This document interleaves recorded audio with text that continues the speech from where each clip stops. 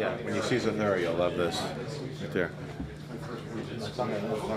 We made a decision early to go with Stan Winston Studios to design with us the Iron Man suits. That's going to be too kicky. Yeah. And that's too matty. I like the brush feeling. Yeah, this is kind of I'd like to say, gosh, everybody was just clamoring after us to do Iron Man, but the fact of the matter is that the minute we heard that Iron Man was being made, we went after it. We're all Iron Man fans. It was like the perfect thing for the studio. So we went after the show, and at just about the time that Jon Favreau was signed to actually direct it was when we took our first meeting with Marvel, and Jon was in that meeting. This particular film was a little bit more interesting because there was already a design idea or a series of design ideas in place. They had conceptual drawings of Iron Man that fit a certain body proportion and a certain body type.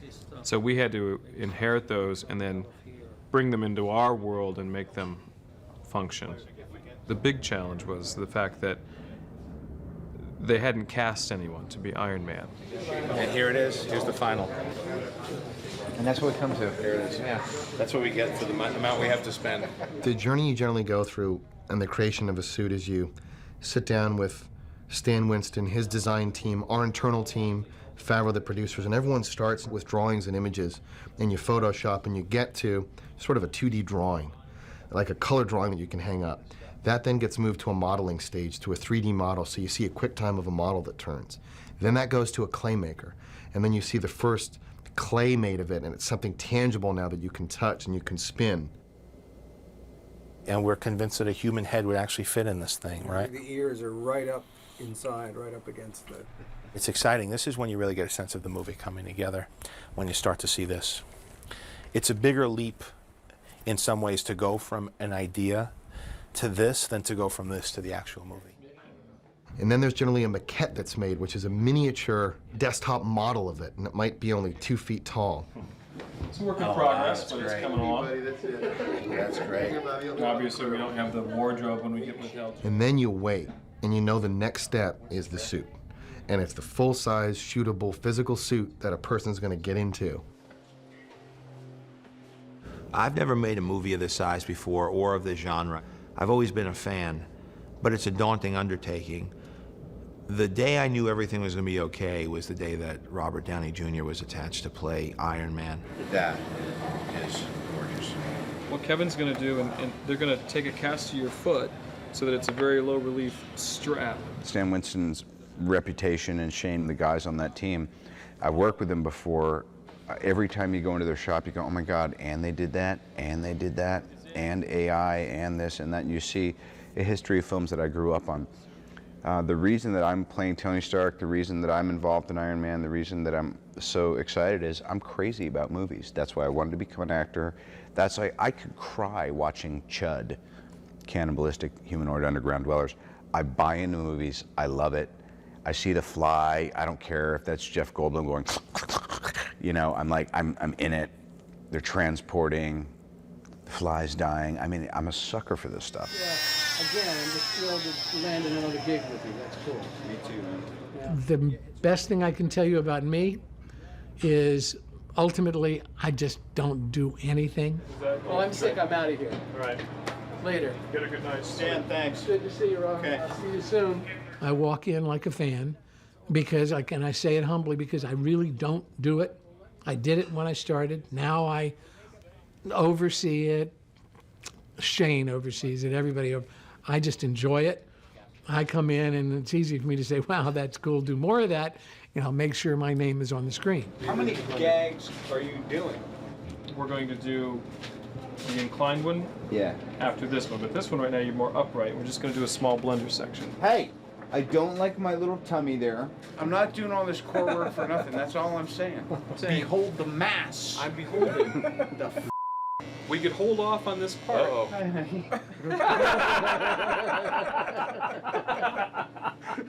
We are building a prototype while we're going. We've never built an Iron Man suit before. Dude, you're zooming in on my hammer right now, aren't you? Ease up on the hammer.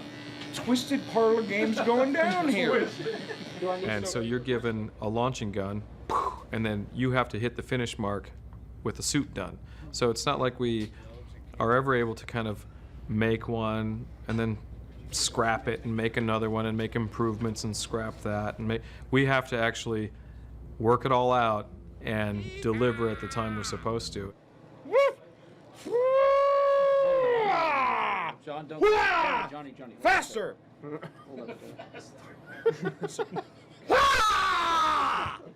Thank you. Right now you're in the Stan Winston mold shop, the finishing shop. What you see behind me is where most of the parts are being modeled and parts are being painted. There's about 450 individual parts that make this suit. This is going to be the Mark II's chest. This is where the RT will go, and it's actually spray chrome metal, and it's been brushed. This is actually the process of putting in the rivets based on the design. And it's not really a polished rivet at all, it's just the illusion of a polished rivet. These are two pieces from the Mark III, and these are from our early test. This enormous calf that has sort of the accoutrement of like jet engines and things. But the foot goes in here, and then these panels had to be designed to slide and move. These are large sections of the Crimson Dynamo that are being made. This is a negative flexible mold, and these are just quickie temporary molds to pull out hard shells. What's interesting about what Trevor's painting is that this is a flexible paint for urethane that doesn't crack or buckle, and we have a lot of parts that are actually flexible. And it took a long time to get that to work. And this is Tim Nordella, who's mechanizing the Crimson Dynamo. There's a hatch that opens, revealing the sinister man who's inside. Eventually, it'll all be dressed like a very, very tight and down below, like the cockpit of a dive vessel. But right now, these are just the outer shells and sort of the escape hatch of this particular thing here.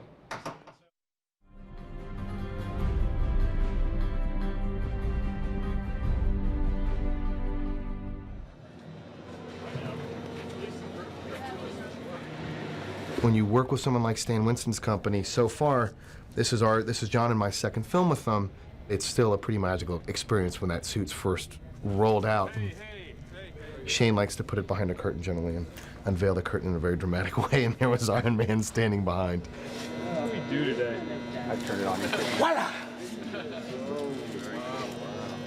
And then you look at it and you touch it, and it's sort of half excitement and half fear because it's very real.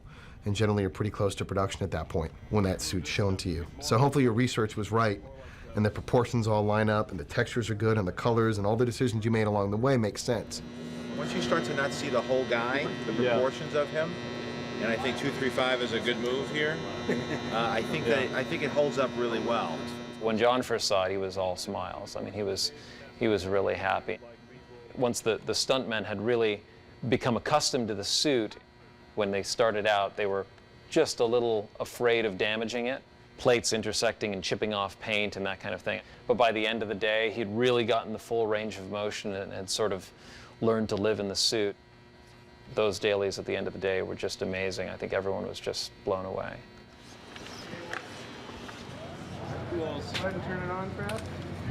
You have to be strong and you have to be athletic to do this. It's like wearing very heavy football gear. Your endurance level has to be up for it because it's a double-edged sword. We have to make it light enough to move, but we have to make it heavy enough not to just completely, crack apart when somebody puts too much muscle into it. So just do a, like the first guy, outside the door.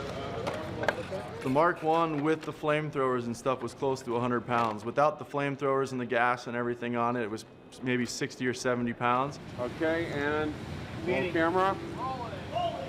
What it feels like you're doing inside the suit doesn't relate at all. When I'm walking, if I look down to see my mark at all, they notice. But when I roll my shoulders up and try to get the hero pose, they can barely see it. So it's taken a while to watch ourselves on camera to learn what it looks like and what the moves relate to. Another rotation, Mike. Like right here it locks out. Here the weight comes down on my shoulder. So to be erect, Is this what you're looking for? Well, I just want to see it, to see if it, because right now we're seeing, I see you crouch, right? Yeah. The hero poses kind of came from us just kind of striking poses and looking what looked best, and then them saying, yeah, hold that, and things from the comic book that they had took and poses they want, and then there were some that we came up with our own, and just different looks, and, you know, trying to show that you can see his character. If he's angry or if things are going good in the suit, they wanted to see that on camera. Roll camera. Action. Yes, of course there's going to be a great deal of digital work that has to be done to bring something like this to life on screen. But the fact of the matter is these suits truly exist. And they are going to be there. And they're going to be on the set. And they're going to be actors. And we are going to see the real thing along with the digital thing. But when you as an audience are looking at it, screw you up a little bit so you really don't know what you're seeing. Is that real or is that digital? And then you let go. My background as a filmmaker is not in this sort of genre. I've dabbled a little bit in special effects in Zathura and Elf, but really I come from more of an independent background, primarily a comedic background. And so I really wanted to offer a human side that would fit in with my sensibility of filmmaking. And in assembling the cast that I did between Robert Downey Jr. and Jeff Bridges, Gwyneth Paltrow, Terrence Howard, that's a cast that I would be happy to have in a drama or a comedy.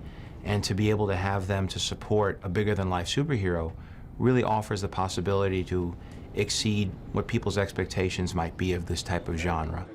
Listen to me. You are like a little child sitting next to its father in a car with a plastic steering wheel, turning the wheel, but its father's driving, Tony. Well, then let me out of the car. Join me. Let's get there and let us start. We can raise all the funds we can. What do you mean? I was the one who arranged the injunction, Tony. You could have saved a lot of trouble if you just... Oh. Did I hear you? Yeah, no, that'd be great. That'd be great. I'm in the house. I think it was my manager, David Schiff, was very excited about this project. He was telling me about Iron Man. And I said, oh, who's directing? And he said, Jon Favreau. I said, oh, God, he's such a wonderful director, writer, and actor. I said, he'd be great to work with. And who's playing Iron Man? Robert Downey Jr. So, wow, so that's a pretty good team right there. And he said, keep me posted. This sounds like a good, something I'd like to get involved with.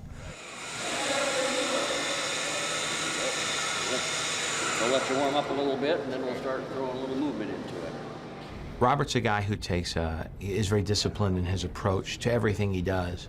And he's really gotten his body and his mind into a very, sort of clear, disciplined state. And that sort of carried over into how he prepared for the role.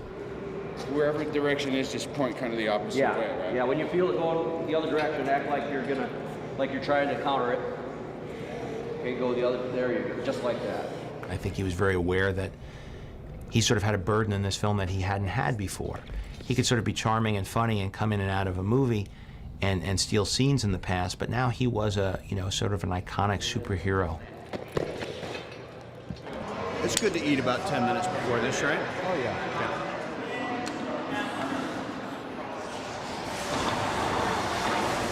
I weight train crazily, and I do a lot of martial arts and yoga, Kung Fu, Wing Chun Kung Fu, but I was doing that anyway. About a year ago, I said, I really want to put on some size, which isn't easy when you're in your late 30s, and now I'm 41. I thought if I'm ever going to do a movie like this, I've got to do it quick before it's not embarrassing. But anyway, I feel like I've got a 5 to 7 year window, and then if it goes past that, then I'm sure all the optical stuff and CGI will have advanced to make you look better. It's good. How's those legs, baby? Yeah, no, great shape. Legs are ready.